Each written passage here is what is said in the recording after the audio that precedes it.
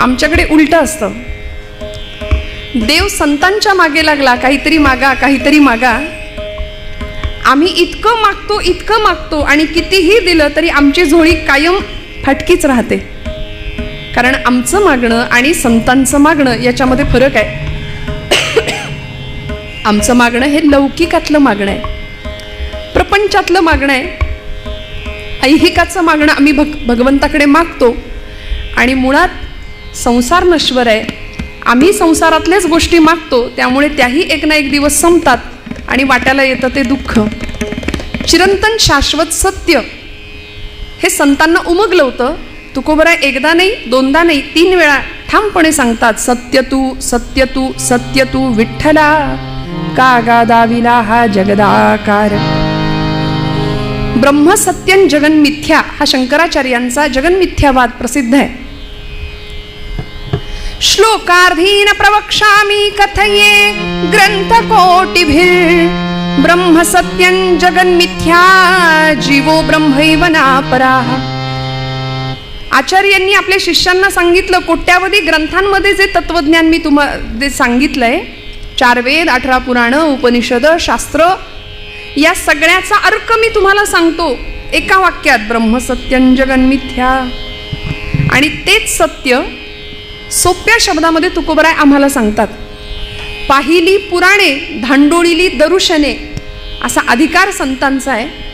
त्यामुळे अवघड असलेलं वेदाचं वाङ्मय, वेदांचा तो अर्थ आम्हासीच ठावा, येरांनी व्हावा भार माथा, असं ठामपणे सांगणारे तुकोबराय. अत्यंत गहन असलेलं तत्वज्ञान सोप्या साध्या शब्दामध्ये संतांनी आमच्यापर्यंत आणून दिलं. जसं एखादी आई आपल्या लेकराला दूध भाताचा घास भरवेल, तितक्या प्रेमाने हे तत्वज्ञान, भक्तीचं ज्ञान सोप्या शब्दामध्ये संतांनी आम्हाला दिलं. पण आम्हाला मुद्दाम सोपं अवघड करायची सवय लागली आहे. परमार्थ खरं तर फार सोपा आहे असं संतांनी आम्हाला वारंवार सांगितलं. न लगती सायास जावे वनांतरा, सुखे येतो घरा नारायण. परवा सकाळतर्फे कीर्तन महोत्सव झाला. उद्दिष्ट हेच होतं की ज्यांना कीर्तनाला जायला जमत नाही, वारीला जायला जमत नाही, त्यांच्यासाठी तो कीर्तन सोहळा. आपल्या कामाधंद्याच्या निमित्ताने किंवा काही व्यापानिमित्ताने कीर्तन किंवा वारीला जाणं ज्यांना घडत नाही, त्यांच्यासाठी काय होतं, भगवंत येतो का हो आपल्याकडे? उत्तर दिलं देवांनीच गीतेमध्ये, यत् करोषि यदश्नासी यज्जुहोसी ददासी यत् तपस्यसी कौंतेय तत्कुरुष्व मदर्पणम. मी येणार, मी तुम्हाला भेटणार, तुमच्या जवळ येणार, फक्त तुम्ही जे कराल ते मला अर्पण करा. यद्यत कर्म करोमि तत्तदखिलम शंभो तवाराधनम. आचार्य म्हणालेत, जे कर्म करू ते भगवंताला अर्पण, आणि संतांनी तेच केलं. म्हणून तर एक एक शब्द, त्या शब्दातलं एक एक अक्षर हे परतत्वाचा स्पर्श होता त्या अक्षराला. ती साधी सुधी अक्षर नव्हती, ती अक्षरे नवती देखा. माऊली म्हणते, ब्रह्म साम्राज्य दीपिका अर्जुनाला ही चितकळिका प्रगटली असे. एकेका अक्षरात वसे माझा रमाकांत, असं तुकोबराय म्हणतात. रमेचा कांत तो समोर बसलाय, तो एकेका अक्षरात तो आहे असं ठामपणे सांगतात. परतत्वाचा स्पर्श आहे प्रत्येक शब्दाला. म्हणून तर त्यांचं आयुष्य मोठं आहे. आज आम्हा कुठल्याही कीर्तनकारांचं एकही कीर्तन गाथेशिवाय, ज्ञानेश्वरीशिवाय, नाथांच्या भागवताशिवाय, समर्थांच्या दासबोधाशिवाय पूर्ण होऊच शकत नाही. कारण एक एक अक्षराला परतत्वाचा स्पर्श आहे. आम्हाला ठरवायला लागतं काय बोलायचं आज. पण संतांनी सहज मुखातनं जे शब्द बाहेर काढले त्याला ब्रह्मनिरूपणाचा दर्जा प्राप्त झाला. जयांचे अंतरी भगवंत अचल राहिला निवांत. ते सहजी बोलत ब्रह्मनिरूपण सहज. म्हणून ती हृदयाची भाषा आहे हो. विद्वान मेंदूची भाषा बोलतो, संत हृदयाची भाषा बोलतात.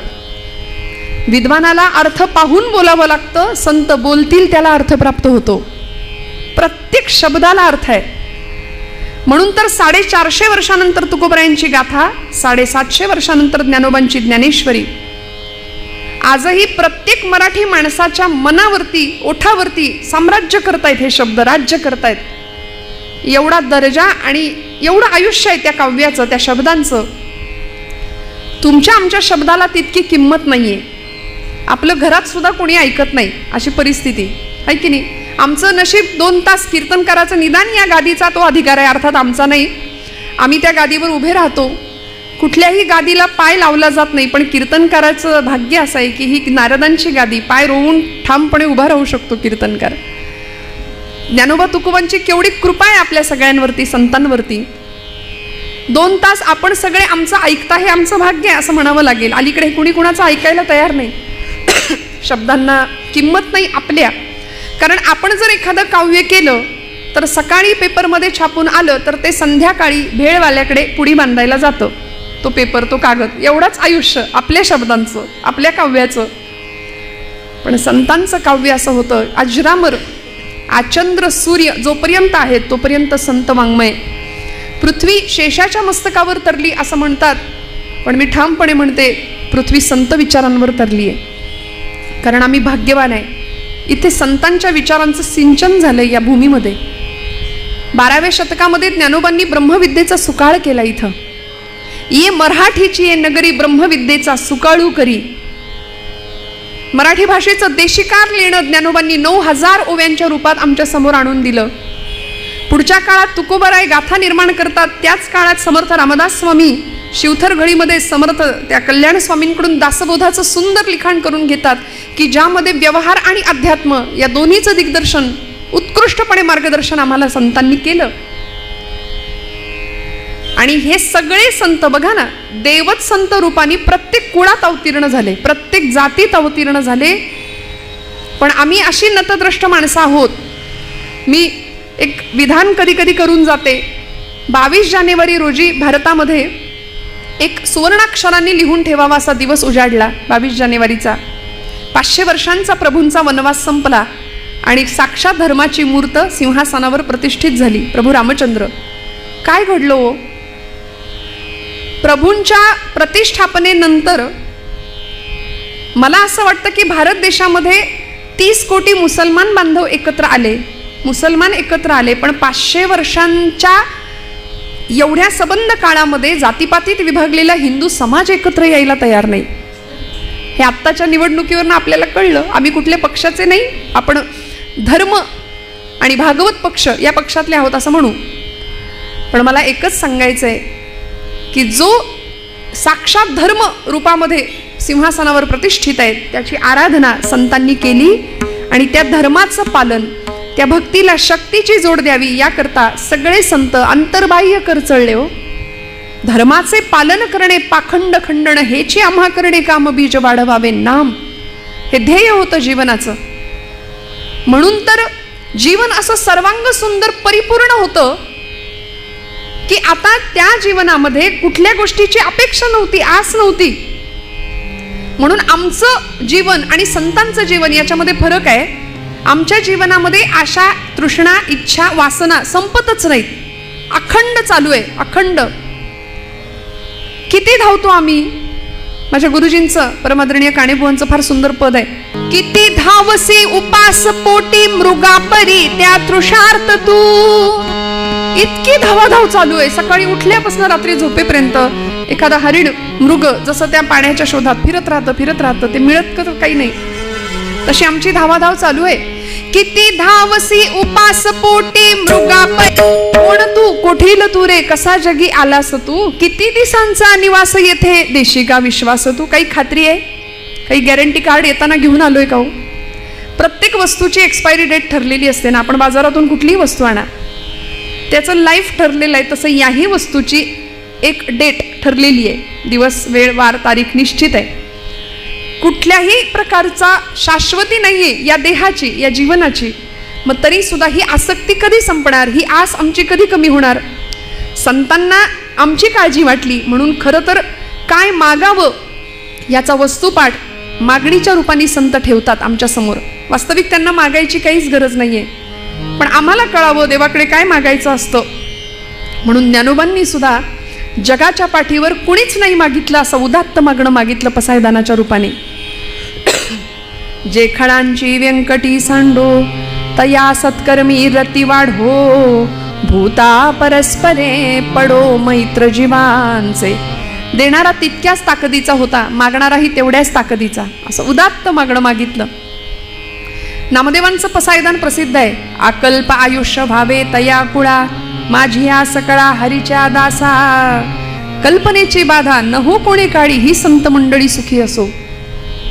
आमचे समर्थ रामदास स्वामी, कल्याण करी रामराया, जनहित विवरी, तळमळ तळमळ होतची आहे तुझा तुची सावरी. किती सुंदर मागणं मागितलं. अहो भगवंतच मागे लागला, काहीतरी मागा, काहीतरी मागा, काहीतरी मागा. तुकोबारायांना देव म्हणतात, महाराज काहीतरी मागा. महाराज म्हणतात मी काय मागू तुझ्याकडे, आमची 8 पिढ्यांची परंपरा आहे विठ्ठल भक्तीची. असा स्वाभिमान होता या गोष्टीचा बरं का. भानुदास महाराज, नाथांचे पणजोबा, त्यांच्या चरित्रात असं सांगितलं जातं की भानुदास महाराजांना देव म्हणायचे काहीतरी मागा, काहीतरी मागा मला.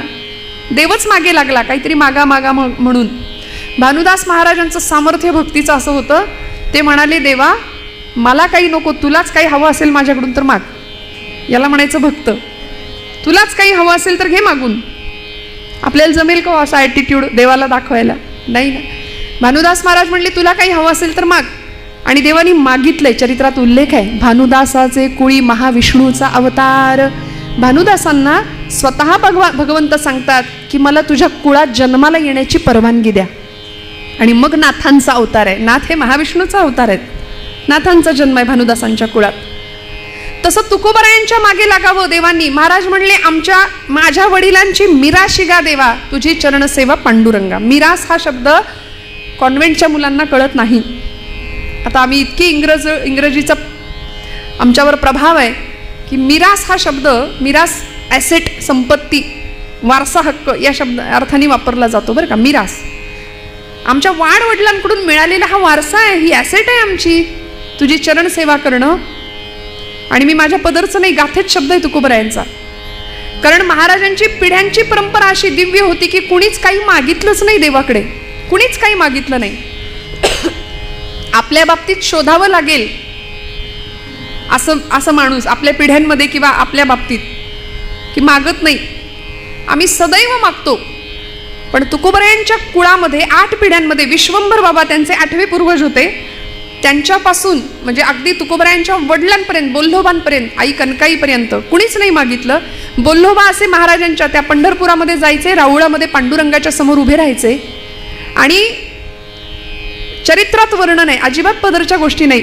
महिपत बुवांनी चरित्र लिहिलंय आणि ते सांगतात की बोल्लोबा जर असे गेले ना राहुळात पांडुरंगाच्या समोर, तर पांडुरंग परमात्मा अशी मान खाली घालायचे. आणि रुक्मिणी आईसाहेब तिकडून विचारायच्या, अहो मान का खाली घातली?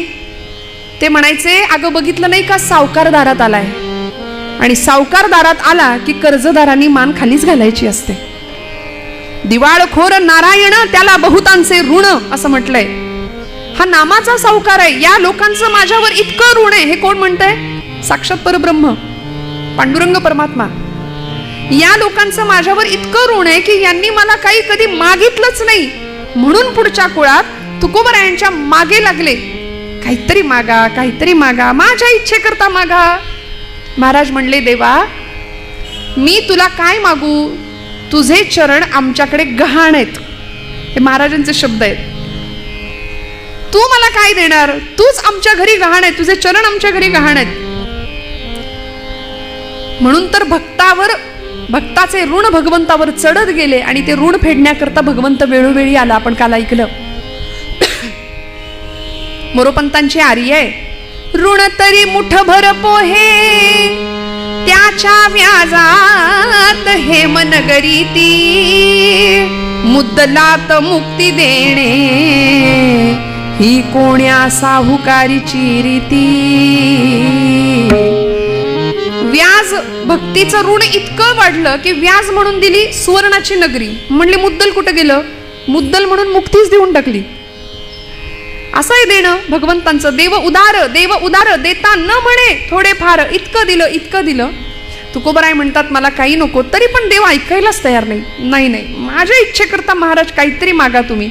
आणि महाराजांनी या अभंगामध्ये तुकोबारायांनी मागणी ठेवली आपली. देवा हे बघ मला काही नकोय, हे खरं आहे, मी किती वेळचा तुला सांगतोय नको नको, तरी सुद्धा तू माग माग माग म्हणून माझ्या मागं लागलायस. म्हणून मागतो तेवढं दे. आणि अभंगाचं प्रथम चरण तुकोबराय सांगतात, हेची व्हावी माझी आस, जन्मो जन्मी तुझा दास, पंढरीचा वार करी वारी चुकोने दे हरी. हेची व्हावी माझी आस, जन्मोजन्मी तुझा दास. जन्मजन्मांतरीच्या ठिकाणी जीवाचं शिवात्म्याशी मिलन व्हावं हीच अपेक्षा होती संतांची. वास्तविक जीव हा अपूर्ण आहे, त्याला पूर्णत्वाची ओढ लागली आहे. जीव अपूर्ण आहे आणि पूर्ण काय आहे? पूर्ण ब्रह्म आहे. आम्हाला वेदांनी सांगितलं ना, ओम पूर्णमद पूर्णमिदं पूर्णात् पूर्णमुदच्यते पूर्णस्य पूर्णमादाय पूर्णमेवावशिष्यते. पूर्ण काय आहे? पूर्ण ब्रह्म आहे. आणि त्या ब्रह्माची अनुभूती तुम्हाला मला यावी ही संतांची अपेक्षा आहे. म्हणून तर त्यांना जो आनंद मिळाला तो आपल्याला मिळावा. कारण आपण नश्वर संसारामध्ये प्रपंचामध्ये आनंद शोधतोय हे माहिती होतं त्यांना. म्हणून तर काय मागावं याचा वस्तुपाठ दिला, त्याचीच मागणी केली, ते ब्रह्मच मागितलं. जन्मोजन्मी तुझा दास, दास्य भक्ती मागून घेतली. समर्थांनी दासबोधात दास्य भक्तीसाठी वेगळा समास लिहिला. जिथे पंच ज्ञानेंद्रिय पंच कर्मेंद्रिय मन आणि बुद्धी सगळंच तिथे अर्पण करायचंय देवाला, याला म्हणायचं दास्य. आणि दास्यत्व ही कुठली पदवी नाहीये, दास ही कुठली पदवी नाही, दास ही भूमिका आहे, दास ही अवस्था आहे. प्रचंड निग्रहाने भगवंताला समर्पण त्याग करणं. ब्रह्मचैतन्य महाराज म्हणतात, आपण नेहमी ते वाक्य ऐकतो, महाराज म्हणतात देवाला सर्वस्व आपण दिलं पाहिजे. एक वेळ सर्व नाही दिलं तरी चालेल, पण स्व दिला पाहिजे. आम्ही स्व देत नाही आणि तेवढंच बरोबर आमच्या स्वतःकडे ठेवतो, बाकी सगळं त्याला द्यायला आम्ही तयार राहतो. पण स्व भगवंताच्या चरणी समर्पण करावा ही दास्य भक्ती. तुकोबराय सांगतात, जन्मोजन्मी तुझा दास, हेची व्हावी माझी आस. चकार वापरला, भाषेमधला चकार निश्चय दाखवतो. हेची व्हावी माझी आस. तुकोबरायांनी मागणं मागितलं ना, हेची दान देगा देवा, तुझा विसरण भावा, तुझा विसरण भावा, तुझा विसरण भावा. हेची दान देगा देवा.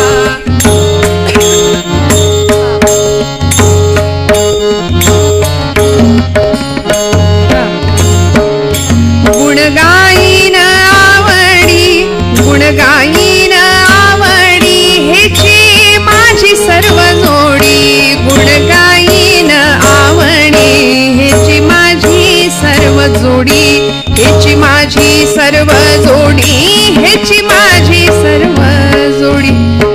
हेची दान देगा देवा, तसं हेची व्हावी माझी आस, जन्मोजन्मी तुझा दास. भगवंतात दास्यत्व दे. धन्य आम्ही जन्मा आलो, दास विठोबाचे झालो, असं महाराज म्हणाले ते ठिकाणी. आम्हाला तुझं दास्यत्व दे. वास्तविक वैयक्तिक आयुष्यामध्ये काहीच कमी नव्हतं.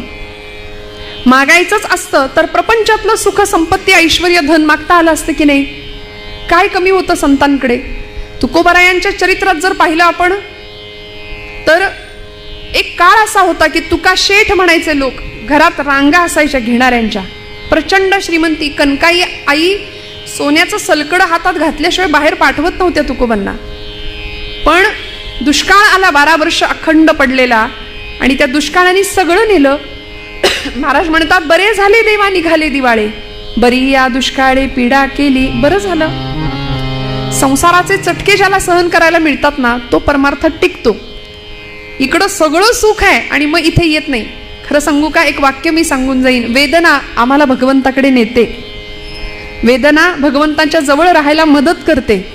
जो संसार तापेत तापला पोळला, तोची परमार्थी भला, असं महाराज म्हणतात. सगळंच सुखात आहे, मग भगवंत कसा आठवेल?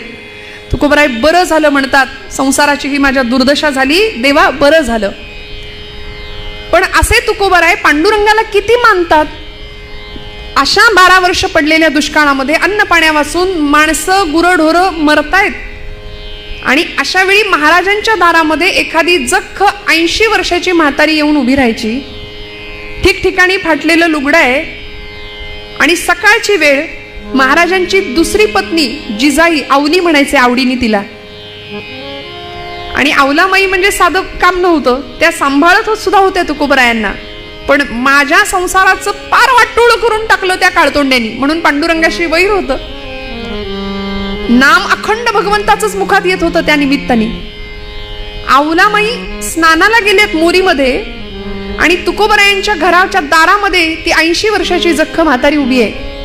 महाराज तिची ती अवस्था पाहतात आणि पूर्वीचा काळ मोरीमध्ये स्नानाला गेल्यानंतर निर्या केलेलं जे नेसायचं वस्त्र आहे, जी साडी आहे, ती अशी निर्या करून भिंतीवर टाकायची पद्धत. तुकोबरायांनी ते पटकन लुगडं घेतलं आणि त्या आजीला देऊन टाकलं आणि त्या आजीला सांगितलं, आता 120च्या स्पीडनी जा, कारण मागणं वादळ येणार आहे, तुझ्या मागून भूकंप येणार आहे. का हो दिलं बर? आऊला जिजाई संतापल्या असतील का? जिजाई आईसाहेब संतापल्या असतील का? संतापल्या. का संतापल्या? माझी साडी का दिली म्हणून संतापल्या का? नाही. आता अब्रू कशाने झाकू मी? कारण आता सारखं नसतं. आता कपाट उघडलं की निम्म आपल्या अंगावर पडतं.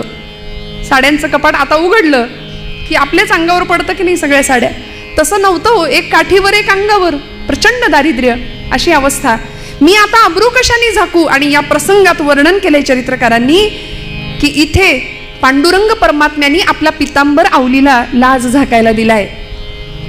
तुकोबराय म्हणतात, आवले कशाला चिंता करते? नको चिंता करू वस्त्रा या पोटाची, माऊली आमुची पांडुरंग. अगं तो दाता आहे ना, तो देणार आहे ना, तू का काळजी करते? आम्हाला असं वाटतं अनंत हस्ते कमलावर आले, देता किती घेशील दो कराने, नेईल जेव्हा ती तू क्या कराने, किती रक्षिसी मग दो कराने. नाथांच्या घरची श्रीमंती मी कशाला सांगायला हवी आपल्याला. गिरिजामाई आणि नाथबाबांच्या घरात वाड्यात सर्व जाती धर्माच्या पंक्ती बसायच्या जेवायला. गोदावरीवरून नाथ रोज स्वतः कावडीने पाणी आणायचे. जिथं परब्रह्म राबलं, 1 नाही 2 नाही 12 वर्ष आपल्याला वाटतं श्रीखंड्या, पण नाही, 36 वर्ष भगवंत राबले. एकदा श्रीखंड्या म्हणून, एकदा गोविंद म्हणून आणि एकदा केशव म्हणून. 36 वर्ष अखंड भगवंत राबले. ऋणातनं मुक्तच होता येत नव्हतं भक्ताच्या. त्या नाथांच्या घरची श्रीमंती, पण तरी सुद्धा मागितलं काय हो देवाकडे? इतकी लौकिकातली प्रचंड श्रीमंती होती, पण लौकिकापेक्षा पारलौकिक मागणं संतांनी मागितलं. आणि आम्हाला ते कळावं की देवाकडे काय मागायचं असतं. नाथांच्या घरच्या श्रीमंतीचं असं वर्णन केलंय की मध्यरात्री नाथांच्या घरी चोर शिरले बरं का, आणि सगळा ऐवज हस्तगत केला एकनाथ महाराजांच्या घरचा आणि निघाले पळून. पळून जाताना नाथांच्या पायाला स्पर्श झाला. नाथ बाबा उठून बसले. तसे हे सगळे घाबरले आणि सगळा ऐवज नाथांच्या समोर ठेवला आणि क्षमा मागितली. पश्चाताप झाला. नाथ बाबा क्षमा करा म्हणाले. आणि ते राजयोगी संत होते, शांतीब्रह्म होते. नाथ महाराज म्हणाले, काळजी करू नका, हे तुम्ही कष्टाने जमा केलंय की नाही ते तुमचं आहे, आता तुम्ही घेऊन जा, याचा मला काही उपयोग नाही, पण इथून पुढे माझ्या भगवंताचं नाम घ्या, तुम्हाला काही कमी पडणार नाही. आणि हे सगळे निघाले. एक चोर त्यांच्यातला कुठे दिसेना. तो स्वयंपाकघरात काहीतरी शोधत होता, भूक लागली म्हणून. माऊली म्हणतो आपण संतांना. गिरिजामाईंनी ओळखलं भूक लागली आहे, सगळ्यांनाच भूक लागली असेल. म्हणाले, पदर खोचला मध्यरात्री 2-2:30 वाजता आणि म्हणाले, आता स्वयंपाक रांधून वाढते, तुम्हाला सगळ्यांना बसा जेवायला. म्हणून चूल पेटवायला घेतली. सरपण बघायला लागले तर सरपण मिळेना, कारण पावसाचे दिवस भिजलं होतं, सगळी लाकडं भिजलेली. सरपण कसं मिळवायचं आता? चूल पेटवायची कशी? म्हणून वर्णन आहे चरित्रात नाथांच्या. काय श्रीमंतीचं वर्णन कराल? नाथांचा चंदनी पलंग होता, तो मोडला नाथांनी. कडाकड पलंग मोडला, त्याची लाकडं बनवून त्याच्यावर स्वयंपाक रांधला, त्याच्यावर स्वयंपाक शिजवला. आणि जावयाच्या थाटात चोरांना सुद्धा जेव घालणारे शांतीब्रह्म एकनाथ महाराज होते. गिरिजामाई होत्या. आमच्याकडे एखादी चंदनाची वस्तू असेल तर आम्ही किती लोकांना दाखवत सुटतो, चंदनाचा आहे, चंदनाचा आहे. नाथांकडे पलंग चंदनाचा तो मोडला, चुलीत घातला. एवढी प्रचंड श्रीमंती होती. मला सांगायचं एवढंच आहे की लौकिकातली श्रीमंती संतांकडे होती. समर्थ रामदास स्वामी म्हणतात, प्रपंची असावे सुवर्ण, परमार्थी पंचीकरण. प्रपंच फटका तुटका करणं हे संतांना सुद्धा मान्य नव्हतं. उत्तमच प्रपंच झाला पाहिजे, पण आसक्ती कशाची धरावी? जन्मोजन्मी तुझा दास. आणि हे दास्यत्व सहजासहजी मिळत नाही. जन्मोजन्मी आम्ही बहु पुण्य केले, जन्मोजन्मी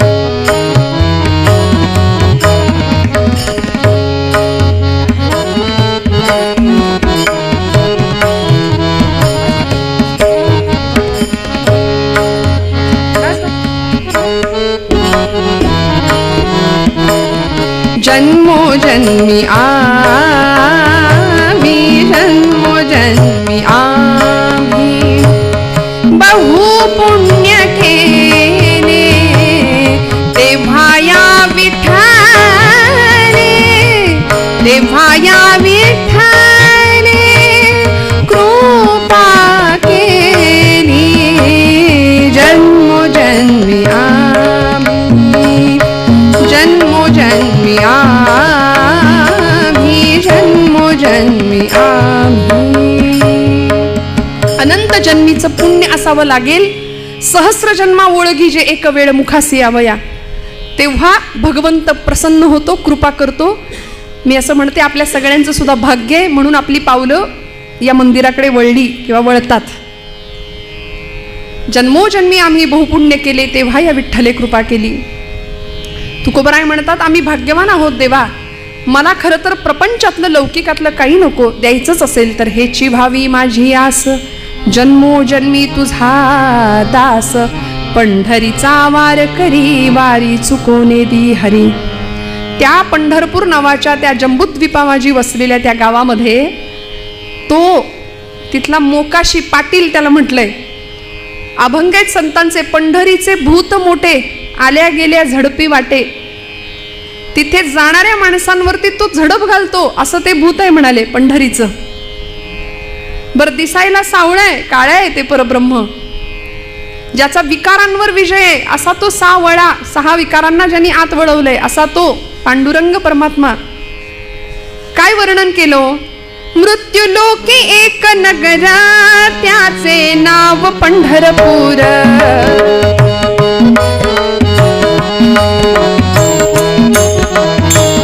ओ मृत्यू लोकी एक नगरा, त्याचे नाव पंढरपूर. तेथील मोकाशी उभा असे विटेवर, पुंडलिक भक्त राजा शोभे चंद्रभागा तीर. बोलते साधू संता जीवा वाटे हुर हुर, तुम्ही संत माय बापा, तुम्ही संत माय बापा, एवढा उपकार करा. न्यामज तीर्थवारी दाखवा दिनांचा सोयरा, न्यामज तीर्थवारी दाखवा दिनांचा सोयरा. काय बघायचं तिथे पंढरपूरला जाऊन? तिथला तो जो पाटील आहे, मोकाशी म्हटलंय त्याला, तो उभा आहे 28 युगांपासनं, ते सावळ परब्रह्म डोळ्यामध्ये बघावं. अजून काय मागितलं? पंढरीचा वार करी, वारी चुकोने दी हरी. संत संग सर्व काळ, अखंड प्रेमाचा कल्लोळ. संतांचा संग मागितला, आणि जो अत्यंत दुर्लभ आहे. जगामध्ये 3 गोष्टी महाकठीण महादुर्लभ आहेत, आचार्यांनी सांगितले. दुर्लभम त्रयमेव एतत्, देवानुग्रह हेतुकम मनुष्यत्वम मुमुक्षुत्वम महापुरुष संश्रयः. ज्यामध्ये संतांचा संग अतिशय दुर्मिळ आहे, भल्या भल्यांना तो लाभत नाही. तो संत संग भगवंता मला दे, कारण संतांचा संग माझ्या आयुष्यामध्ये फार मोठं परिवर्तन घडवून आणू शकतो, नवे मला जीवनमुक्त अवस्थेला पोहोचवू शकतो. काय करतात संत? संत आम्हाला निस्संग करतात, निर्मोही करतात, निश्चल करतात आणि जीवनमुक्त अवस्थेला नेऊन पोहोचवतात. संतांचा संग मानवी आयुष्यामध्ये किती हितकारक आहे. यासाठी तुकोबराय सुद्धा म्हणाले, ऐसी यांचा संग देई नारायणा, ओलावा वचना जयांचिया. काय आहे लक्षण संतांची हो? मी पटकन सांगून पुढे जाईन. प्रसिद्ध श्लोक आहे, करवन्नोद्वहते न निंदति परान् नो भाषते निष्ठुरम, उक्तं केनचिदः प्रियञ्च सहते क्रोधञ्च नालम्बते, श्रुत्वा काव्यमलक्षणं परकृतं संतिष्ठते मूकवत्, दोषाच्छादयते स्वयं न कुरुते एतत् सतां लक्षणं पंढरीनाथ. संतांची लक्षणं सांगितली. म्हणाले ज्यांचा संग करायचंय ती ओळखायची कशी माणसं? काहीतरी क्रायटेरिया असेल ना. गळ्यात माळ, रुद्राक्षांच्या माळा, भस्माचे पट्टे ओढले म्हणजे संत झाले का? नाही. संन्याशाचे सोंग संपादिता चांग, परिवैराग्याचे अंग आणिता नये असं म्हटलंय. वरवर बाह्यांगाला आम्ही बऱ्याचदा भुलतो, फसतो, पण खरं संतांचं अंतःकरण आम्हाला ओळखता यावं. समर्थ मनोबोधात म्हणतात, नव्हे चेटकी चाळकू द्रव्य भोंदू, नव्हे निंदकू मत्सरू भक्ती मंदू, नव्हे उन्मत्तू वेसनी संग बाधू, जगी ज्ञानिया तोची साधू अगाधू. कसा ओळखायचा संत साधू? गर्वन्नोद्वहते. पहिली गोष्ट, गर्व नाही. संतांकडे कधीच गर्व नाही. मला असं परवाच एक विधान व्हॉट्सअपवर सांगायला काय हरकत आहे, वाचायला मिळालं. व्हॉट्सअप नावाचं विद्यापीठ पण कधी कधी फार चांगलं असतं, नाही का? कधी चांगले विचार ऐकायला वाचायला मिळतात. असं वाक्य आलं, म्हणाले काही माणसं लाखात एक असतात, काही माणसं लाखात एक असतात, काहींकडे लाखो असतात पण ती माणसात नसतात. त्यामुळे ऐहिक संपत्तीतच आम्ही इतके रमतो, संतांकडून काय घ्यायचो? किती कळवळ आहे जीवना परिस्थितीविषयीचा, समाजाविषयीचा. कुठल्याही परिस्थितीचा गर्व नाही. गर्वन्नोद्वहते न निंदती परान. दुसऱ्याची निंदा ज्याच्या चित्ताला सुद्धा शिवत नाही. आमच्या बाबतीमध्ये सकाळी उठल्यापासून रात्री झोपेपर्यंत आपण आपलंच आत्मपरीक्षण करावं की आम्ही आमची वाणी अनेकांची निंदा करण्यामध्ये किती दूषित करतो. विटाळ होतो वाणीचा दुसऱ्याच्या निंदेनी. त्यामुळे हरिनाम प्रक्षाळी जिव्हेते असं म्हटलंय. मग हरिनाम काय करतं? जीभ धुवून काढायचं काम करतं. एकदा नाम घ्या, केलेली निंदा आणि त्या निंदेमुळे झालेलं पाप सगळं धुवून निघतं. हरिनाम प्रक्षाळी जिव्हेते. त्यामुळे संत कुणाची कधी निंदा नाही करत. गर्वन्नोद्वहते न निंदती परान, नो भाषते निष्ठुरम. कधीच कठोर भाषा नाही. कसं बोलायचं? बोलू ऐसे बोल जेणे बोले विठ्ठल डोले, प्रेम सर्वांगाचे ठाई वाचे विठ्ठल रखुमाई. माझ्या बोलण्याने दुसऱ्याच्या हृदयातला विठ्ठल डोललाच पाहिजे, असं बोलणं असलं पाहिजे. हे संतांकडून शिकावं. सहज बोलणे हित उपदेश करोनी सायास शिकविती, नो भाषते निष्ठुरम उक्तं केनचिद प्रियंच सहते, क्रोधंच नालंबते. कुणीही कितीही वाईट येऊन समोर बोललं, शिव्या जरी दिल्या तरी संत प्रतिक्रिया देत नव्हते, कधीच नाही. क्रोधंच नालंबते. राग हा विकार संतांकडे नव्हता. खरं तर राग ही मानवी स्वभावाची वृत्ती आहे, पण त्या रागातून निर्माण झालेला क्रोध हा विकार आहे. त्यामुळे क्रोधाला स्थान नाही संतांच्या जीवनामध्ये. अजिबात राग नाही. सगळ्यांचं कल्याण व्हावं, सगळ्यांचं. म्हणून तर पसायदानाची इच्छा. विश्वाचे आर्त माझ्या मनी प्रकाशले, अवघेची झाले देह ब्रह्म. ही अवस्था माऊलींची का होती? जगाने काय दिलं हो ज्ञानोबांना? वास्तविक आम्ही जर असतो किती राग आला असता? नाही. असं रस्त्याने जाणाऱ्या ज्ञानोबांच्या झोळीमध्ये कुणीतरी मुद्दाम पीठ घालावं आणि पीठ घातलेल्या झोळीत कुणीतरी मुद्दाम खडे टाकावेत. ती झोळी हिसकावून घ्यावी, खाली पीठ सांडावं, पिठात रेघोट्या माराव्यात, मातीत पीठ मिसळून जावं, धरता येऊ नये. प्रचंड हाल अपेष्टा यातना सहन केल्या. काय पाप केलं होतं हो असं? संन्याशाची पोरं म्हणून विटंबना झाली, प्रचंड हाल अपेष्टा आणि प्रचंड त्रास झाला. एका हरिपाठासाठी ज्ञानोबांचे 1000 वेळा पाय धरले ना तरी ते कमी ठरतील, एवढे उपकार आपल्यावर करून ठेवले. ज्ञानेश्वरी माऊली म्हटलं तरी आपले डोळे पाणावतात, अंतःकरण गलबलून निघतं.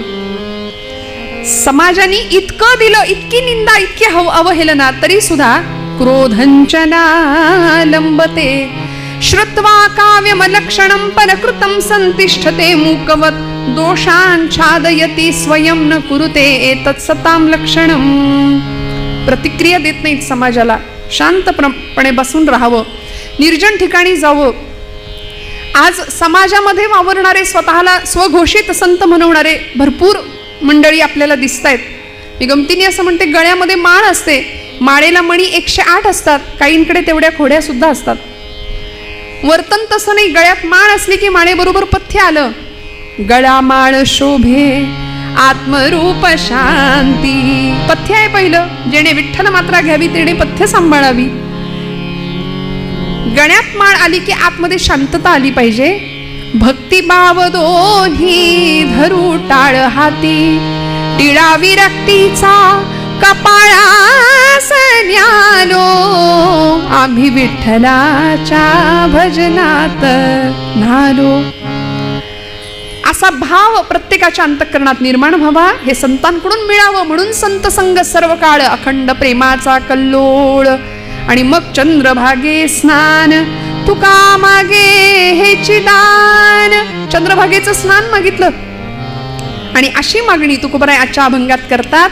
मग भगवंत अशा भक्तासाठी काय करतो?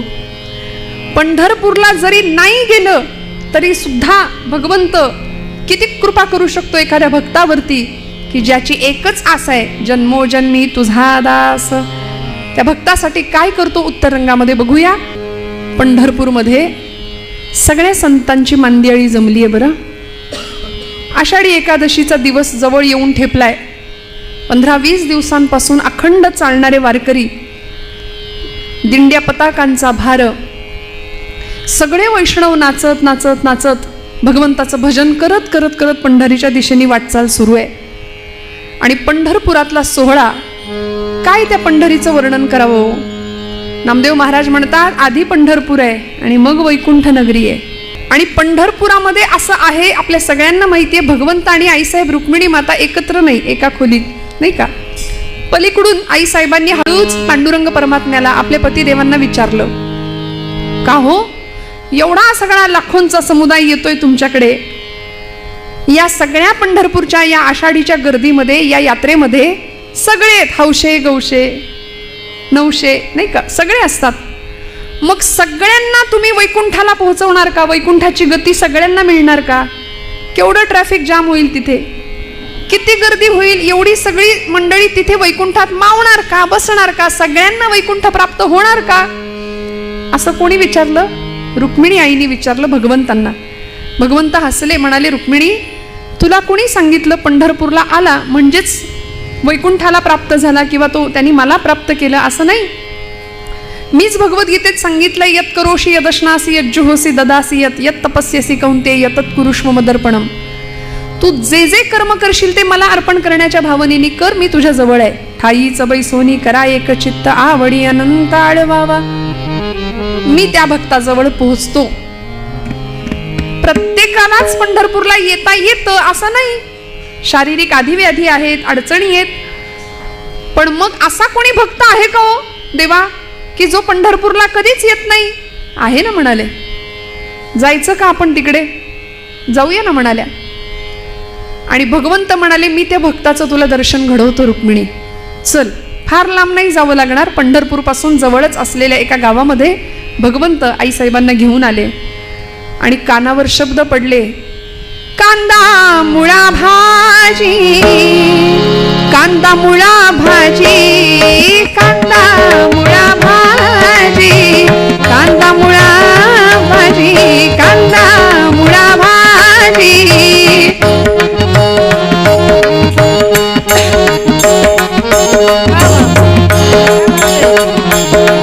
कांदा मुळा भाजी, कांदा मुळा भाजी, अवघी विठाई माझी, अवघी विठाई माझी, अवघी विठाई माझी, अवघी विठाई माझी, अवघी विठाई माझी, अवघी विठाई माझी.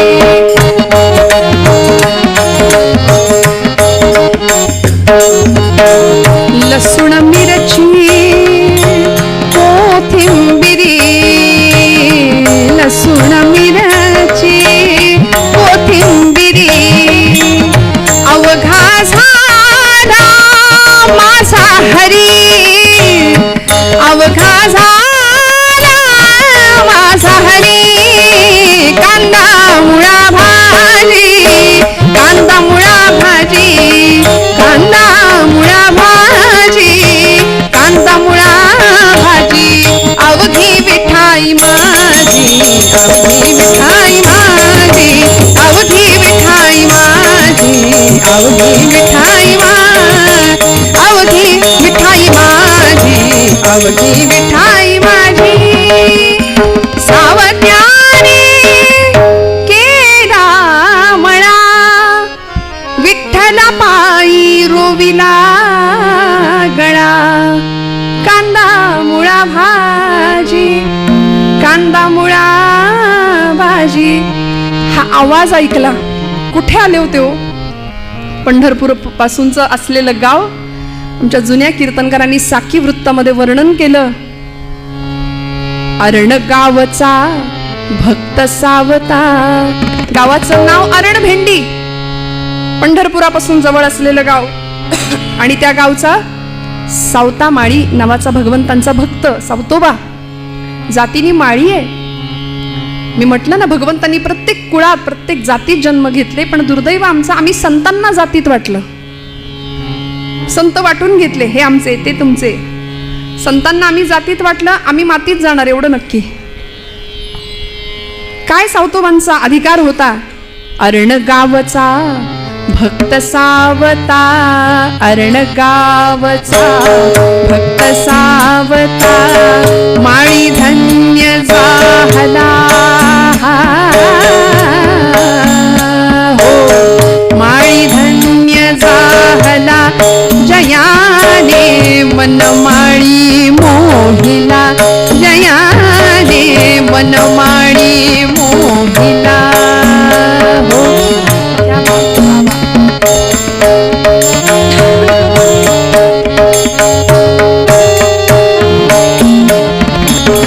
विश्वी भरला विश्वंभर तो.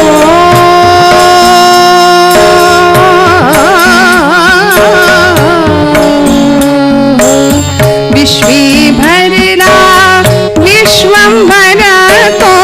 विश्वी भरला विश्वंभर तो. नाम विठो त्याचे तत्व हे हृदय वसे जाचे. तत्व हे हृदय वसे जाचे. अरण गावचा भक्त सावता. माळी धन्य झाला जयाने वनमाळी मोहिला. जयाने वनमाळी मोहिला. जयाने वनमाळी मोहिला. या अरणगावचे भक्त सावतोबा पांडुरंगाचे निष्ठावंत भक्त आहेत. भगवंत आईसाहेब रुक्मिणी आईंना घेऊन आलेत. बांधावर उभे राहिले त्या मळ्याच्या आणि समोरचं दृश्य दाखवलं. ते बघतो, डोईला फेटा बांधलाय, धोतर आहे, करवती काठी, अंगरखा घातलाय, शेतामध्ये काम करतोय, मळा राखणी करतोय. प्रत्येक रोपट विठ्ठल समजून जगवतोय, विठ्ठल स्वरूपात बघतोय. प्रत्येक कार्यामध्ये तो मला पाहतो. आणि हा माझा भक्त कधीच पंढरपूरला आला नाही ना, तरी तो मला प्रिय आहे. रुक्मिणी आईंनी पाहावं आणि समोरचं दृश्य दिसलं. माध्यान्नीची वेळ. सावतोबांची पत्नी सावित्रीबाई डोक्यावर भोजन घेऊन पाटीमध्ये करवती काठी, त्या इरकली काठाचं लुगडं सोलापूर पद्धतीचं, सोलापूर साईडला मिळतात नाही का, तशा सुंदर ती खानदानी लुगडं असं नेसलेल्या त्या सावित्रीबाई. डोक्यावर पदर आहे, शालीनता, कपाळावर रुपया एवढं कुंकू. आता रुपयाचं अवमूल्यन झालं त्यामुळे कुंकू गेलं. आणि पूर्वीच्या महिला किंवा आपण वारीमध्ये सुद्धा अशा काही महिला पाहतो की अगदी रुपया एवढं कुंकू कपाळाला, असं सुंदर. फार अलंकार नाही हो, गळ्यामध्ये एकच सौभाग्याचा अलंकार. आणि प्रचंड सुंदर असं ते रूप सावित्रीबाईंचं. आल्या, डोक्यावर जेवण होतं, भोजन होतं. ती पाटी भोजनाची खाली ठेवली आणि सावतोबांना सांगितलं, कारभारी ऊन बरीच डोक्यावर आले, ती बैलासनी मोकळं करा, त्यांना चारा पाणी घाला आणि बसा बरं जेवायला. काय आनंद असेल ना या जेवणाचा, कल्पना करा ना. म्हणजे मस्त आंब्याच्या हिरव्यागार सावलीखाली, कडाक्याच्या उन्हामध्ये त्या सावलीखाली गरम गरम भाकरी, ठेचा, झुणका. आता एकादशी दिवशी तुम्ही म्हणाल असं काही काही बोलता ताई, म्हणजे ऐकताना तर पाणी सुटतं तोंडाला, आम्हाला बोलताना सुद्धा पाणी सुटू नये म्हणजे झालं. काय त्या जेवणाची चव हो. हां, 5 स्टारमध्ये सुद्धा अशी चव मिळणार नाही. त्यात पत्नीच्या हातचं, तिने आग्रह करून वाढलेलं. भोजेषु माता, पत्नी सुद्धा जेवायला वाढते तेव्हा आई वाढते असं वाटलं पाहिजे बरं का, असं शास्त्रकारांचं म्हणणं आहे. वाटत नाही ते वेगळं. आणि सुंदर छान आग्रहाने सावित्रीबाई भोजन वाढतायत सावतोबांना. 2 जण जेवायला बसले. सावतोबांनी बैलांना मोकळं केलं, पाणी दिलं, चारा दिला, भोजनाला बसले. पहिला घास मुखात घातला आणि दोघांची चर्चा सुरू झाली, संवाद सुरू झाला. सावित्रीबाई विचारतायत, धनी कारभारी, बऱ्याच दिवसापासून तुम्हाला काही विचारीन म्हणते, आज अगदीच राहावे ना, विचारू का हो? विचार ना म्हणाले. काय मनात असेल ते विचार. तुम्ही पांडुरंगाचे भक्त आहात, गळ्यात तुळशीची माळ आहे, कपाळाला गोपीचंदनाचा टिळा आहे, पांडुरंग पांडुरंग पांडुरंग सतत नामस्मरण करता, पण कधी पंढरीला गेलेलं पाहिलं नाही मी, कधीच पंढरपूरला जात नाही. सावतोबा म्हणाले, हा प्रश्न आहे का तुझा? सांगतो म्हणाले, मी पंढरपूरला का जात नाही. सावतोबा प्रश्नाचं उत्तर देतात. उठले तिथनं, भोजन उरकलं आणि जिथं बैल होते ना त्या बैलांजवळ गेले. आपल्या पत्नीला सांगतायत, तुझ्या प्रश्नाचं उत्तर देतो. माझा पांडुरंग फक्त विटेवरच आहे असं वाटतं का ग तुला? नाही, माझा पांडुरंग सगळीकडे आहे. कुठे आहे सांगतो, आपल्या मळ्यात सुद्धा येतो. सांगू कसा आहे, कुठे आहे? बैलांच्या पाठीवर एक थाप मारली आणि सांगितलं, बैल विठ्ठल शेत विठ्ठल. माझे बैल विठ्ठल स्वरूपात आहेत. माझा सगळा मळा साक्षात विठ्ठल आहे. बैल विठ्ठल शेत विठ्ठल विश्व विठ्ठल गे. बैल विठ्ठल शेत विठ्ठल विश्व विठ्ठल गे. विठ्ठल वाणी मोठ काळी ती बी विठ्ठल गे. विठ्ठल वाणी मोठ काळी ती बी विठ्ठल गे. बैल विठ्ठल शेत विठ्ठल विश्व विठ्ठल गे. विठ्ठल वाणी मोठ काळी ती बी विठ्ठल गे.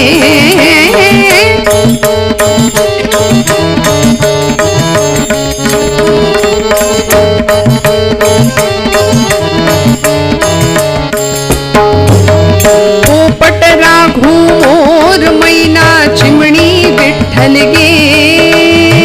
चिमणी वाणी नागू माझी ती बी विठ्ठल गे.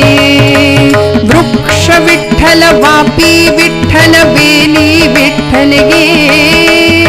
वेली वाणी सखये माझी तू बी विठ्ठल गे. बैल विठ्ठल शेत विठ्ठल विश्व विठ्ठल गे. विठ्ठल वाणी मोठ काळी देवी विठ्ठल गे. विठ्ठल वाणी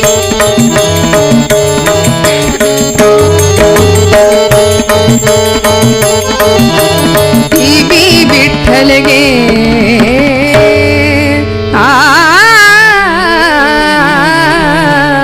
सगळं विठ्ठल स्वरूप आहे. सर्व चराचर सूर्य चंद्र गे. गमते विठ्ठल गे. विठ्ठलाचा दास सावत्या त्यो बी विठ्ठल गे. सगळं विठ्ठल. अगं तू एखाद्या वृक्षाच्या आधाराने जशी वाढणारी वेल असते तशी प्रपंचामध्ये माझ्यासोबत तू आहेस. तू सुद्धा विठ्ठल स्वरूप आहे. आपली नांगिता 8 वर्षाची ती सुद्धा विठ्ठल स्वरूप आहे. सगळ्या चराचरामध्ये एको देव हा सर्व भूतेषु गूढ हा सर्व व्यापी सर्व भूतांतरात्मा. हे उपनिषदांचं तत्वज्ञान सावतोबा सोप्या शब्दात आपल्या पत्नीला सांगतायत. सर्वभूती परमात्म तत्व आहे हे पत्नीला कळालं आणि एवढं सांगत असताना तेवढ्यात त्यांच्या कमरेला अशी मिठी मारली मागून.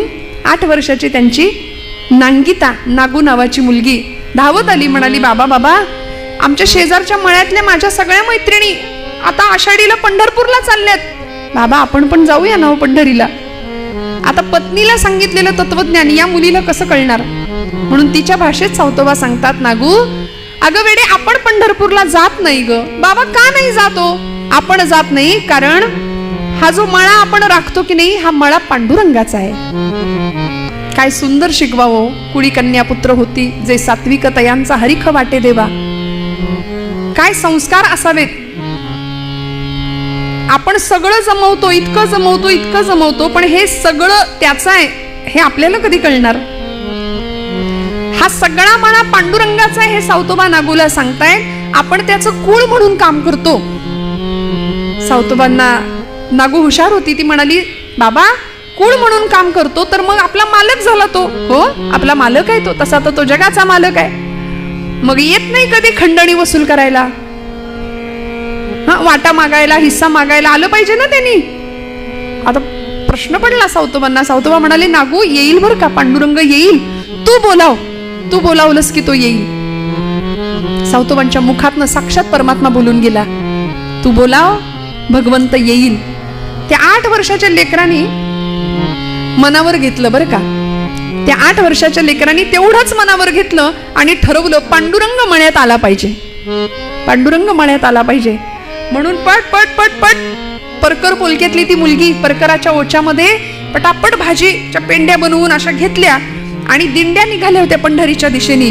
त्या दिंडीच्या एक दिंडी येताना दिसली, त्या दिंडीच्या सामोरी येऊन उभी राहिली आणि त्या दिंडीच्या मालकांना सांगू लागली, अहो पांडुरंग आमच्या मळ्याचा मालक आहे. बाबा म्हणतात की ही भाजी तू त्याला पोहोचव आणि माझा निरोप सांग, पांडुरंग येईल आमच्या मळ्यात. वारकरी दादा पंढरपूरला निघालात ना हो? ते म्हणाले हो. मग माझं एक काम कराल, आमच्या मळ्यातली ही भाजी पांडुरंगाला द्याल का हो? सावतोबा सांगत होते, आपण जर पंढरपूरला गेलो तर लाखोंच्या संख्येने लोक इथं थांबतात, इथे आपण त्यांना शिधा देतो, हजारोंच्या मुखातनं पांडुरंग स्वतः इथं भोजन करतोय, मग आपण पंढरीला जाऊन कसं चालेल? ती नागू त्या वारकऱ्यांना सांगते, माझी एवढी भाजी पांडुरंगाला पोहोच कराल का? ते वारकरी उलट्या काळजाचे होते बरं का जरा. मी म्हटलं ना, ते म्हणाले बाप तर जातच नाही कधी पंढरपूरला, आणि इथं आम्हाला तुझी भाजी न्यायला आम्हाला काही हमाल समजलीस, गडी समजलीस, चल बाजूला हो तिकडं. ढकलून दिलं तिला. सगळी भाजी पायाखाली तुडवत निघून गेले हो. सावतोबा म्हणतात, एवढ्याशा लेकरात पांडुरंग दिसला नाही, विटेवर कसा दिसेल? आणि हे भगवंतांनी खरं करून दाखवलं. सगळे निघून गेले, रडायला लागली, सगळी भाजी चुरगळून गेली, पायाखाली खराब झाली. पुन्हा आली, बाबांना सांगते, बाबा भाजी खराब झाली. सावतोबा म्हणतात, काळजी करू नको, पुन्हा घे, पुन्हा उभी राहा आणि पांडुरंगाला भाजी पोहोच होते का बघ. पण या मुलीचा संकल्प असा होता, निश्चय असा होता की वाटेल ते झालं तरी पांडुरंगाला भाजी पोहोचल्याशिवाय मी जेवणारच नाही. अन्नाचा कण नाही, पाण्याचा थेंब नाही पोटात घेणार. हा 8 वर्षाच्या लेकराचा संकल्प आहे श्रोते हो. 8 वर्षाच्या लेकराचा संकल्प. नवमीचा दिवस संपला, दशमीचा दिवस संपला, संध्याकाळची वेळ, डोळे खोल गेले, पोट खापाटीला गेलं, पोटात अन्नाचा कण नाही 2 दिवस त्या पोरीच्या. पण पांडुरंगाला भाजी पोच झाली पाहिजे हा संकल्प होता. पुन्हा उभी राहिली. सावतोबा सांगतायत, लेकरा 2 घास खाऊन घे. नाही नाही बाबा, पांडुरंगाला भाजी पोहोचली पाहिजे, पांडुरंगाला निरोप माझा व्यवस्थित पोहोचला पाहिजे. तिची ती अवस्था पाहिली. सावतोबा पांडुरंगाला अर्जव करतात, भगवंता तू माझ्या शब्दात मुखातून बोललास ना, तुची श्रोता वक्ता ज्ञानासी अंजन, सर्व होणे जाणे तुझी हे हाती, आता तू बघ काय ते. आणि मग मात्र सहृदय दयागण भगवंताला सहन नाही झालं, वीट सोडावी लागली. आणि नुसते नाही, वारकऱ्याच्या वेशामध्ये दिंडी मालक बनून, गळ्यामध्ये मृदंग वीणा घेऊन भगवंत 10 दिशाच्या दिक्पालांना वारकरी बनवलं आणि भगवंत स्वतः दिंडी प्रमुख म्हणून समोरनं दिंडी घेऊन आले. जय विठ्ठल जय हरी विठ्ठल जय विठ्ठल बोल. चंद्रभागे तीरी करताल करी, झाला वारकरी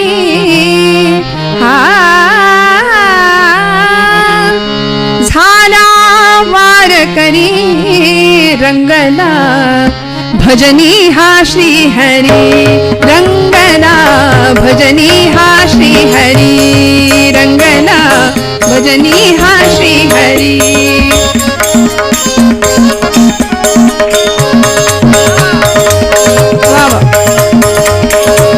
रंगला भजनी हा श्री हरी. जय विठ्ठल जय हरी विठ्ठल जय. भगवंत स्वतः काही दिशांच्या दिक्पालांना घेऊन अशी देवाची दिंडी समोरी आली बरं का. आणि 8 वर्षाची ही नागू, पोटात अन्नाचा कण नाही, पाण्याचा थेंब नाही, हळूच बारीक नजरेने पाहतीये, हे कसे असतील आता, नेतील का माझी भाजी, पांडुरंगाला पोहोच करतील का? दुधानी तोंड भाजल्यानंतर माणूस ताक सुद्धा फुंकून पितो की नाही, तशी सामोरी आली आणि हळूच अंदाज घेते, वारकरी दादा पंढरपूरला चाललात ना? साक्षात परब्रह्म जगाचा बाप होता. भगवंत म्हणाले, हो बाळा पंढरपूरला निघालोय. का ग, तुझं काही काम आहे का? ती म्हणाली, हो. अहो ही एवढी भाजी आहे आमच्या मळ्यातली, माझे बाबा म्हणतात आमचा मळा आहे ना, त्या मळ्याचा मालक आहे पांडुरंग परमात्मा, पण कधी येतच नाही हो मळ्यात. म्हणून म्हटलं ही भाजी एवढी तुम्ही घ्या आणि पांडुरंगाला तुम्ही निघालाच आहात तर द्याल का, पोच कराल का? भगवंतांनी ती भाजी घेतली, म्हणाली, हो बाळा पोच करतो, 2 पावलं पुढे चालले आणि परत माघारी आले. म्हणाले, अगं भाजी बरोबर काही निरोप नाही का तुझा? निरोप दिला जातो ना वस्तू दिल्यानंतर, मग काही निरोप आहे का तुझा? तिला इतका आनंद झाला, ती म्हणली, किती चांगले आहोत हो, किती दयाळू आहात. नाही तर ते मगाचे वारकरी सगळी माझी भाजी तुडवून टाकली. तुम्ही किती दयाळू आहात, अगदी आमच्या पांडुरंगासारखे. भगवंत म्हणले, माझं मेकअप चुकलंय की काय? हिनी ओळखलं की काय मला? पण भगवंत म्हणतात, नागू काय निरोप आहे सांग. निरोप एवढाच आहे म्हणाले, दादा निरोप असा सांगा आमच्या पांडुरंगाला की तुझा मळा आहे की नाही, तू मालक आहेस की नाही, मग आलं पाहिजे की नाही कधीतरी. अरे आम्ही तुझा मळा नीट सांभाळतो की नाही ते बघायला तरी ये. आणि सांगा, एकटा येऊ नको, आई रुक्मिणीला घेऊन ये. मी त्यांना काही काम नाही पडू द्यायची. बाबांना सांगून एक छोटीशी झोपडी बांधायला देईन आणि रोज जाई जुईचा मोगऱ्याचा गजरा सुद्धा करून देईन रुक्मिणी आईला. सांगाल का एवढा निरोप? भगवंतांनी तिचा भाव पाहिला, निघाले पुढे. सांगितलं, तुझा निरोप व्यवस्थित पोहोचवेन, पांडुरंगाला काळजी करू नको नागू, खाऊन घे काहीतरी. पण नाही, पांडुरंग आल्याशिवाय जेवायचं नाही. एकादशीचा दिवस उजाडला. पोटात अन्नाचा कण नाही, घेरी आली आणि बेशुद्ध अवस्थेमध्ये ती मुलगी सौतबांनी अशी हातात धरली आहे. पांडुरंग परमात्म्या, तू शब्द दिलायस ना तिला, या लेकराचा अंत पाहू नकोस, आता लवकर ये, काहीही कर आणि तुला यावं लागेल. आणि आता पंढरपुरामध्ये खरं तर भगवंताला तिथं असणं गरजेचं होतं, कारण ज्ञानदेव, नामदेव, निवृत्तीनाथ, सोपान, मुक्ताबाई सगळे अधिकारी संत त्याला बघायला चालत निघाले होते. आणि आता त्यांना दर्शन न देता भगवंतांनी वीट सोडली तर कसं होईल, म्हणून देव विचार करतायत काय करावं. कारण पंढरपुरामध्ये अशी अवस्था आहे, नामदेवांचं कीर्तन पांडुरंग परमात्म्याच्या त्या दरबारामध्ये वाळवंटामध्ये रंगलं होतं. कीर्तनाचा कीर्तनाचा कीर्तनाचा कीर्तनाचा कीर्तनाचा कीर्तनाचा कीर्तनाचा गजर होत, कीर्तनाचा गजर होत, संत भार पंढरीत, संत भार पंढरीत, संत भार पंढरीत. क्या बात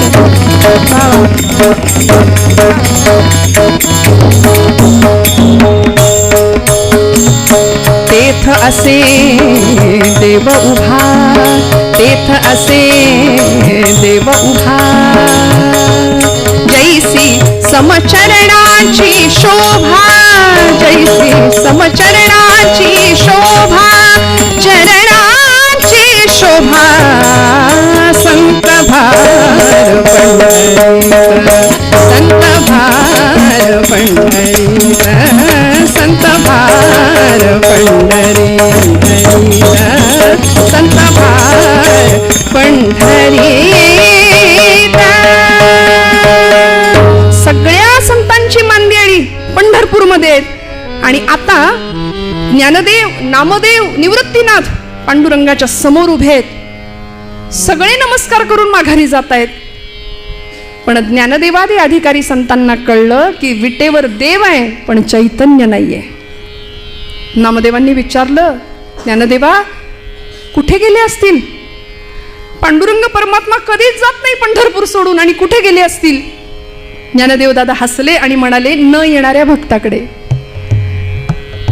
पंढरपूरला न येणाऱ्या भक्ताकडे गेलेत. म्हणाले, चला आता जाऊया. आणि इकडे भगवंत सावतोबांच्या मळ्यात दाखल झाले. सावतोबांना म्हणाले, सावतोबा मला लपवा, म्हणाले लवकर, कुठेतरी माझ्या मागे चोर लागलेत. सावतोबा म्हणाले, देवा कुठे लपू? मळ्यात लपता का? नको म्हणाले, शोधून काढतील. मग माळ्यावर लपता का? नको म्हणाले, तिथूनही शोधून काढतील. अशा ठिकाणी लपवा की मला कुणीही शोधू शकणार नाही.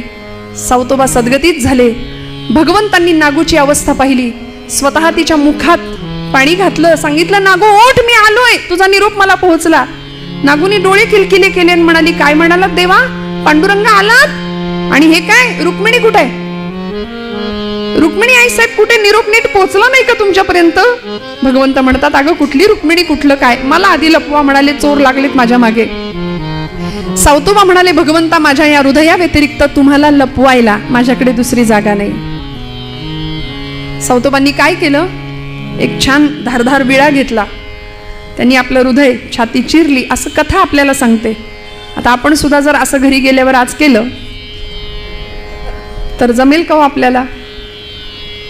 या कथेचा अर्थ असा आहे, हे कोडं सावतोबांनी सोडवलंय. सावता सागर प्रेमाचा आगर, धन्य त्याची माता, धन्य त्याचा पिता, धन्य त्याची माता, धन्य त्याचा पिता, साठविला नाता, साठविला नाता, त्रैलोक्याचा सावता सागर, प्रेमाचे आगर, सावता सागर, प्रेमाचे आगर. हृदयस्थ बंदिवान भगवंतांना करून ठेवला. आणि ते हृदय कसं असावं लागेल? तुका म्हणे भरिला देह, देह भरिला विठ्ठले, काम क्रोधे केले घर रीते. षडविकारांनी भरलेलं जे हृदय आहे ते रिकामं करावं लागेल, आणि मग त्या भाडेकरूंना हकलवल्यानंतर देव आमच्या हृदयात येऊन बसेल. अशा हृदयामध्ये सावतोबा त्याला बसवतात. जनाबाईंनी सुद्धा हे कोडं सोडवलंय, हृदय बंदीखाना केला, आता विठ्ठल कोंडीला. भगवंताला लपवलं सावतोबांनी. या पद्धतीने सगळी संत मंडळी पोहोचली सावतोबांच्या मळ्यात, आणि सगळे अधिकारी संत सांगतात, सावतोबा भगवंतांचं दर्शन आम्हालाही द्या. आज आषाढीचा पर्व काळ आहे, आम्हाला देवाला बघायचंय. असं कसं आजच्या दिवशी भगवंत आम्हाला दिसला नाही, कसं चालेल? आम्हाला देवाला बघायचंय. नामदेव महाराज हसत होते. वर्णन आहे चरित्रात गंमत. नामदेव महाराज म्हणतात, सावतोबा तुम्ही माळी आहात, बागकाम उत्तम कराल, मळा उत्तम फुलवाल, पण म्हणाले शिवणकामातली चूक माझ्या लक्षात आलीये. ते नीट लपवलं नाही, थोडंसं भगवंतांचा तो शेला बाहेर राहिलाय म्हणाले. अशी कथा सांगितली जाते. हिरवा शेला भगवंतांचा, आणि तो शेला म्हणजे हिरवागार मळा होता भगवंत सावतोबांचा. असा सर्व व्यापी असलेला परमात्मा तत्व हृदयस्थ बंदिवान करून ठेवलं, आणि मग दर्शन दिलं सगळ्यांनी. सगळ्यांसाठी भगवंतांनी कसा उभा राहिला हो? त्या भगवंताला एकच आस केली तुकोबरायांनी, हेची माझी भावी आस, जन्मोजन्मी तुझा दास, पंढरीचा वार करी वारी चुकवणे ती हरी. भगवंता संत संग सर्व काळ, अखंड प्रेमाचा कल्लोळ, चंद्रभागे स्नान तुका मागे हेची दान. भगवंतांनी सगळ्यांना दर्शन द्यावं. निराकार तो निर्गुण ईश्वर, निराकार तो निर्गुण राजा पंढरीचा.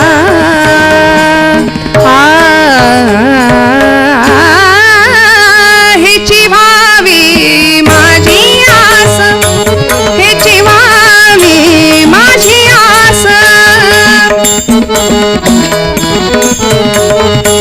हेची व्हावी माझी आस, जन्मोजन्मी तुझा दास, जन्मोजन्मी